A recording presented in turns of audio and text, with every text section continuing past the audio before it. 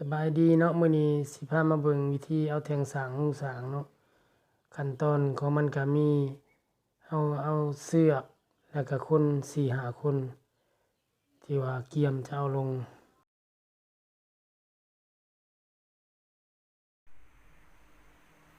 เอาแท่งสร้างลงไปแล้วเราต้องเอาปูนมาจอดไว้เพราะว่าป้องกันให้มันเหนียนหนาแล้วมันจะบ่เคลื่อนย้ายไปทางใดเวลาดินมันยุบต้องเอาปูนมาติดจังเอาแทงใหม่ลงไปใส่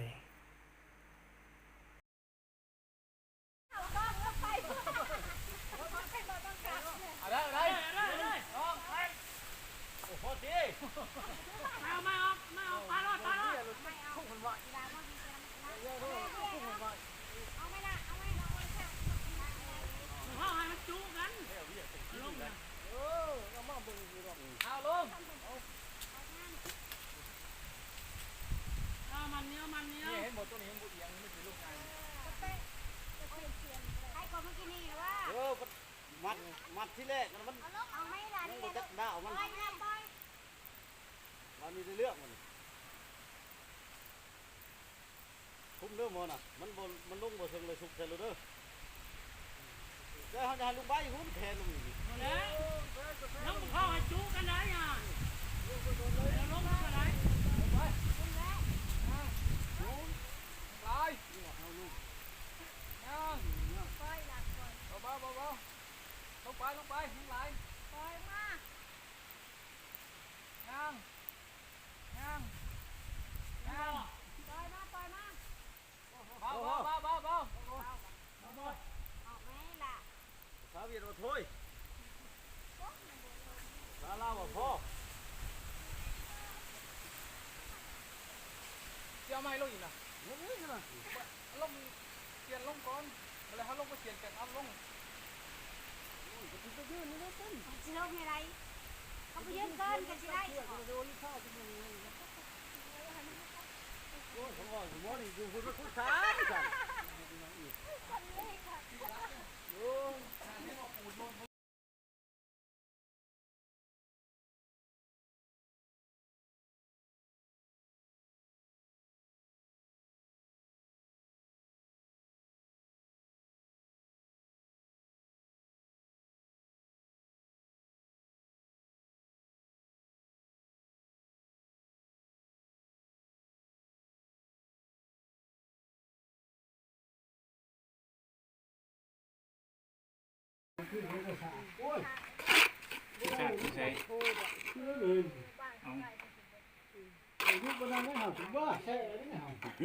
ใช่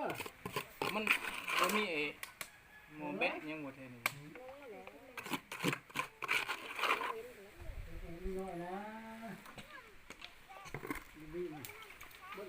เอาไปมักปูนไว้พาผสมอีกแม่สร้างผสมปูนอยู่ทั้งตู้ซ้ายอันตู้มึงว่าโถโอ้ยสิ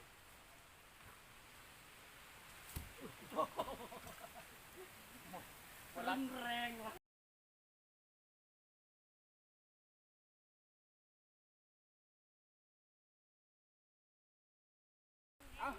จำที่คือมันยืนรอก็ได้แบบ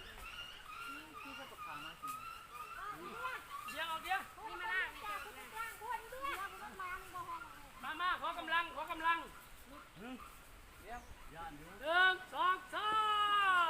โอ้โหเฮ้ยเป็นชีวิตประหัตโต้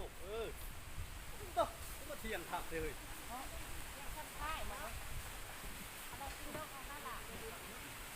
เอาลงบันต้องให้ตรงๆ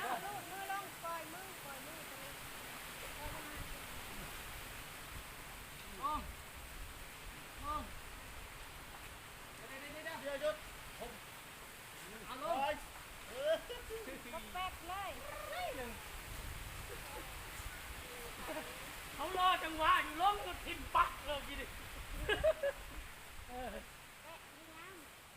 ไปเลยบ่ได้อยู่ได้1เนาะ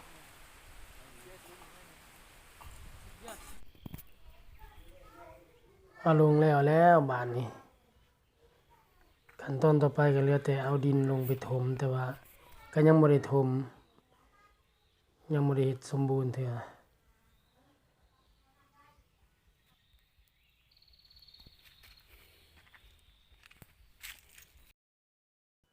มาฮอดนี้ก็สิขอจบคลิปนี้ไว้ส่ำนี้ก่อนเนาะฝากกดไลค์กด